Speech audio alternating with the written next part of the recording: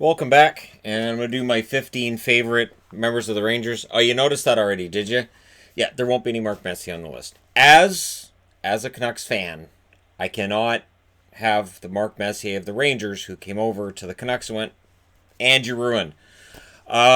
He was not one of my favorite Rangers, which is weird because Messier early on in his career, I loved the guy. Like when I was a little kid, Messier was one of my favorite players when he was playing for the Oilers. I thought he was great. And as the years went on, I liked him more and more. And then he went to the Rangers. 94 happened, and after that, I was kind of like, jerk.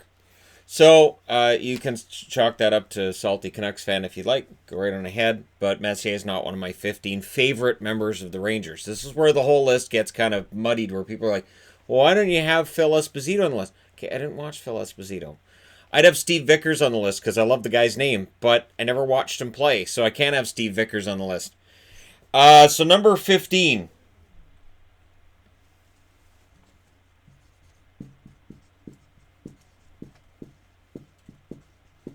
Mike Rogers makes me wish that I had watched hockey from a younger age. Mike Rogers was an excellent offensively gifted forward whose NHL career wasn't nearly long enough. He played in the WHA as well. And if he played his whole career in the NHL, he would definitely be a player of higher profile. But the Rangers, they weren't shy when it came to picking up players and making moves. And that continued throughout the 80s, definitely Trader Phil days as well. So, yeah, Mike Rogers ends up at 15 on the overall list. No problem with that. Number 14. And if I'd seen him play more, he'd be higher up. And it's that same idea. Anders Hedberg. The Rangers also had no shyness when it came to picking up European players. At a time when there were other teams that were staying away or, we're not going to pick up the Euros, the Rangers had no problem with picking them up. And Anders Hedberg was a pretty talented forward. Again, played in the WHA. If he played his whole career in the NHL, he'd have a higher profile along the lines of like a Mark Tardif would have had a higher profile. And at some point, I'll get into the WHA. Lord knows we're not going to have hockey for another however long. So I'm going to have lots of time. I can do profiles on all the WHA players and the NHL players. Then we can get into AHL farmhands, Zamboni drivers. Sure. I'll have time to do basically career videos on anybody, including Anders Hedberg. And probably Mike Rogers as well. So again, they would both be higher up if I'd watched them play more. Number 13. Nick Fotiu. Nick was not a goal scorer. But for some reason, he was one of my favorite players. Rangers games on, I'd want to know where he was on the ice. He was a tough player, hard-nosed player, and every hockey card of his I had to have. I would trade you a Mark Messier back in the day for Nick Fotiu. So there were definitely people that, and you'd see kids come to school and have a pack of cards, and I go, what did you get? And I don't know who this guy is. That's Nick Fotiu. I will trade you, and I'd name off whatever card, whatever hot player guys wanted. I'm like, I'll trade. I have one. Do you want one? Yep. Oh, I don't even know who this guy is. Thank you. And then I would have my Nick Fotiu card for the year. Yeah, that's one of those bizarre things where I had to have that card every year. And to this day, if there you go, I got Nick again. Number 12. At some point, I could do a career video on him, but I don't know. He didn't score goals. He wasn't really like there during a glory time for the Rangers, so I'm not sure which angle I would approach from. He played for the Whalers too, so I guess I don't know. I guess I could figure something out to do a video on him. Number 12. I'm going to throw in an honorable mention to Artemi Panarin. Panarin has not been with the Rangers long enough. And Buchnevich, I think at some point will get on this board. And John Van Beesbroek, out of goaltenders, is not on this board either. So, honorable mention to Van Beesbroek. Number 12.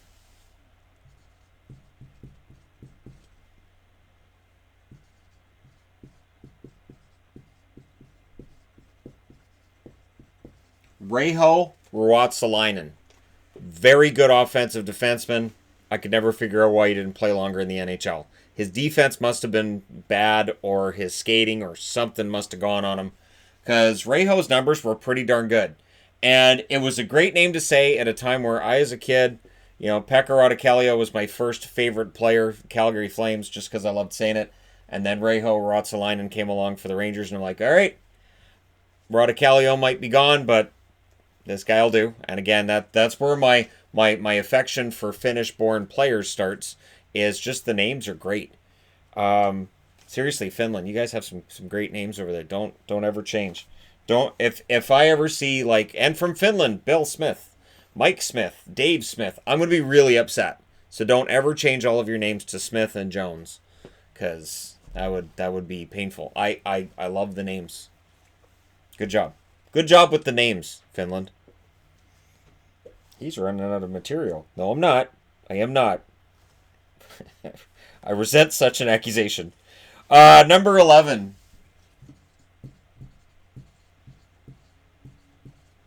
Ron Duguay. Ron Duguay, good goal scorer. Probably could have been better, but he was busy with off-ice distractions a lot. So we talk about PK Subban now, and PK Subban, and he's always distracted with all the off-ice stuff. Ron Duguay was the PK Subban of his generation. Were very good player, goal scorer, but you could see he kind of got, into the whole bright lights of Hollywood, being a superstar and dating models. And, Duguay was one of those guys where you would see the totals he put up and you go, man, he's pretty good. If he put all of his energy into hockey, he might be better. And the hair. The hair alone gets him into the top 15. There are some amazing hockey cards with Ron Dugay's hair. I think it might be the most hockey hair that's ever hockey haired. Not running out of material, I swear. Number 10.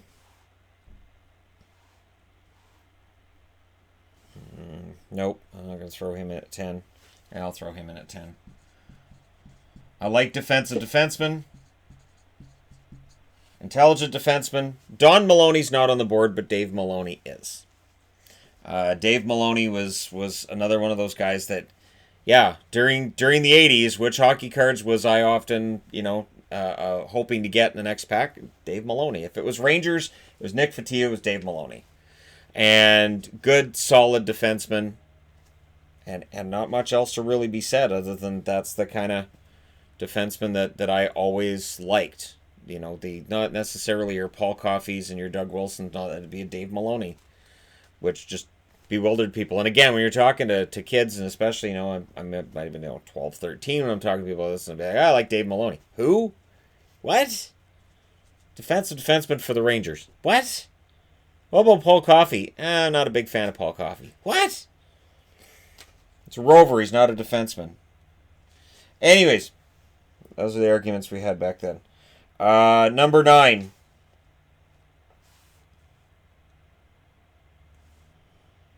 Yeah, I'm going to put him here.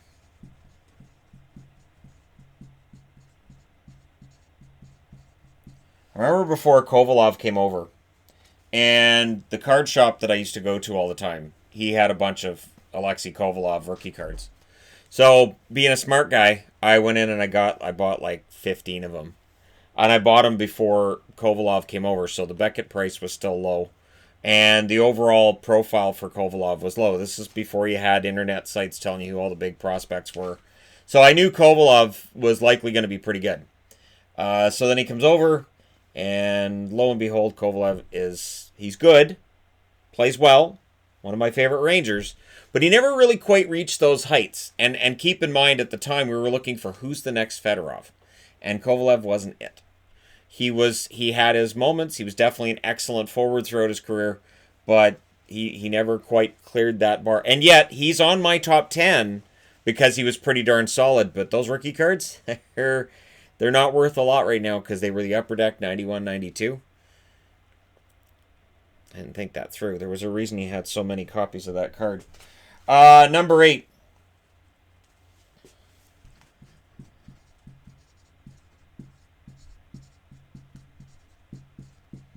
James Patrick was excellent, both ends of the ice.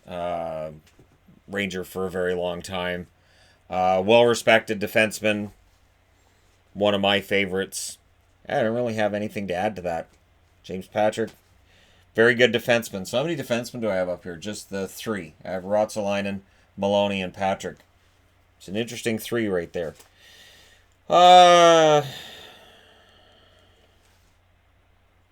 Number 7. How many more defensemen do I have to go? Just the 2? I think I just have the 2. Yeah, I've just got the 2. Number 7.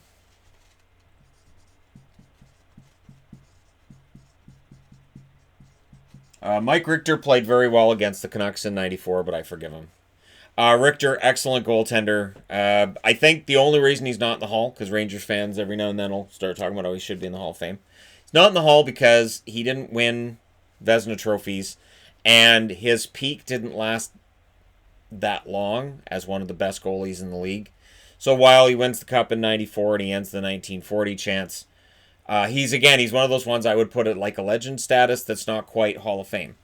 But I understand why that's out there, that Ranger fans especially think Richter should probably be in there. But again, it's all a measure of greatness.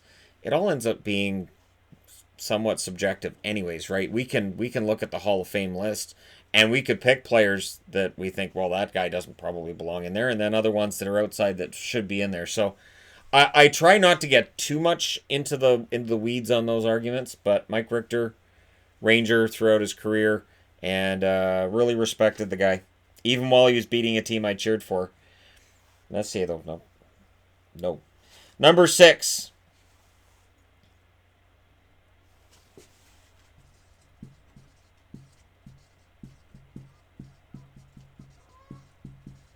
Another defenseman, Ron Greshner. Yeah, you got Greshner, you got Maloney, you got Ruotsalainen. There's a lot of 80s Rangers defensemen on this list. That's not by accident. It's definitely by design.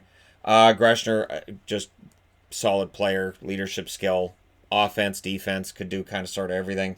And he was a defenseman I liked quite a bit. Now, John Ogrodnik isn't on this list because Ogrodnik has been on a list previously. John Ogrodnik would likely bump out Mike Rogers if I was going to include him on this list. Another Ranger I liked in the 80s. And that's the thing. While, yes, the Rangers have not been amongst my favorite teams, certain points during the 80s, I liked the Rangers. They couldn't get over the hump in the playoffs, which, of course, is the whole famous thing until Richter's team took it in '94, thanks to Messier, who won't be on my favorites list. But, it's understandable that he's not one of my favorites. Great, I led these guys to the Cup. Now I'm going to go to Vancouver and destroy what I started. Number 5. I'm just kidding. Number 5. Let's see. Yeah, I'll go with number 5 as another member of the 94 team. Adam Graves. Adam Graves is one of those players who got better as he got older. So part of the kid line with the Oilers back in 1990, and a player came over from Detroit before that. And Graves played very, very well with New York. He suddenly became a sniper for the New York Rangers. Pretty darn excellent all-around player for them. And his ceiling, he seemed to go right through it as a member of the Rangers. Like he was seen as a good player, and then he goes to the Rangers, and it was just a fantastic fit. And he was one of those former members of the Edmonton Oilers that goes to the Rangers. So yeah, number 5, Adam Graves.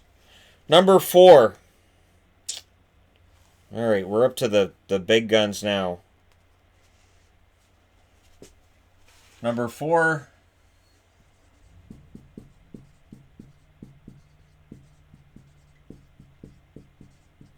So last summer, I talked about top 15 centers in the NHL. I didn't have Mika Zibanejad on the list. Ranger fans were very, very angry.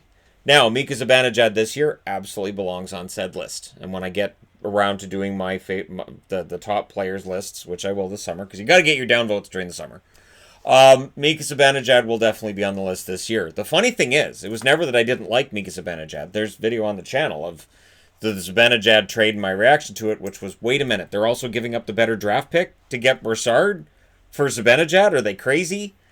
And, yeah, they were crazy. Mika Zibanejad's been absolutely fantastic. And what he did this year has been just amazing. His work ethic, his talent, the explosive speed that he has out there, his ability to kick it into another gear. And when a player's on a hot streak, he's playing really well, and a team still can't stop him, that says a lot. And Zibanejad's been able to do that this year. So, yeah, Mika Zibanejad, one of my favorite members of the New York Rangers. So there you go. Number 3.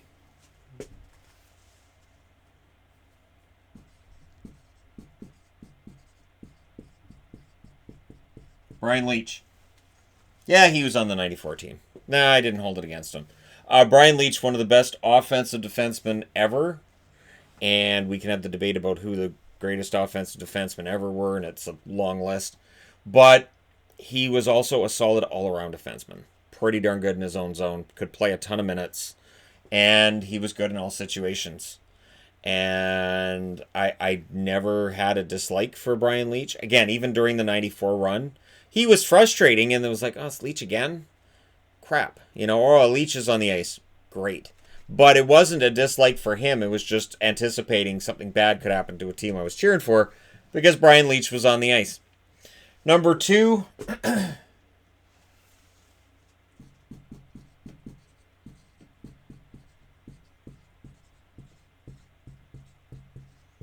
Henrik Lundqvist. King Henrik. Yep. So again, similar theme when I was doing the all-decade team and talking about all-decade awards and stuff. And I didn't have Lundqvist on the list for the goaltending, and there was definitely some anger from Ranger fans, which I understood. I did. But I made sure I did it in a way that there was no subjective opinion, because subjective opinion, I would have Lundqvist up there ahead of Carey Price. Subjective opinion. And subjective opinion, King Henrik, should he retire without a Stanley Cup, will be one of the greatest goaltenders to not have won a Stanley Cup. And as a fan of Luongo, I feel the pain for Ranger fans and Henrik Lundqvist, who got close on one occasion, but they couldn't quite get over the hump. So, yeah, for the New York Rangers, for Henrik Lundqvist, I would like to see him win a cup as well before he retires. We know, of course, the state of flux their goaltending is in right now. No, Shesterkin's not number 1 on this list. He's played, 16 games? I don't think, maybe it's not even that many. Yeah, you can't have a guy as your favorite all-time members of a team who hasn't played more than a couple of weeks there. So, yeah, Lundqvist number 2 for me. And we'll see if Henrik sticks around next year and whether or not the Rangers can get over the hump. Because I think they've got a pretty solid roster shaping up. Picking up, Panarin turned out to be brilliant. Number 1, if you look at all the checklist of things that I look for in a player that will make me a fan of a player, Matt Zuccarello checks all the boxes. Effort, got it. Shorter player, got it. Probably overlooked when it came to the draft, yep. Player who nobody had any idea, even when he was in the organization, necessarily what they had, yep. And a player who has continued to have an excellent career, yes. And while it's been tougher for him in Minnesota thus far than it was for him with the Rangers, I have no doubt he'll figure it out because he's Matt Zuccarello and it's what he does. Matt Zuccarello, heart and soul guy. I was sad for him that he couldn't get it done with the Rangers, that he couldn't have a Stanley Cup ring with the Rangers. I was also sad Dallas couldn't keep him. I wanted him to stay in Dallas. Was very happy when Dallas picked him up. I didn't even care what they were giving up to get him. And I thought Zuccarello was worth the risk. Very good. Again, hardworking, offensively minded player who plays better than his size might indicate he should play. And yeah, my favorite New York Ranger. So I apologize to Rangers fans. Messier's not on the board. But I can't. This is a favorites list, not a best list. And so as a favorites list, I wouldn't have Messier up there. I couldn't do it. So anyways, there you go. My 15 favorite Rangers all time. Let me know your thoughts in the comment section below as always. Don't forget to hit like and subscribe if you're browsing your way through. You just happened upon this video. Thank you guys so much for watching, and I can't wait till I get the Rod Gilbert comments and the Walt Tkachuk comments and all these guys that I didn't see play because I wasn't old enough to have watched them play, or I wasn't watching hockey when I was 4. Those are the interesting comments, so I can't wait for those either. Thank you guys so much for everything. Seriously, 138,000 is amazing. Thank you for helping me get there. And do hit like and subscribe if you're just browsing your way through and happen upon this. Thanks again for all your support. It means a lot. I'll talk to you again soon.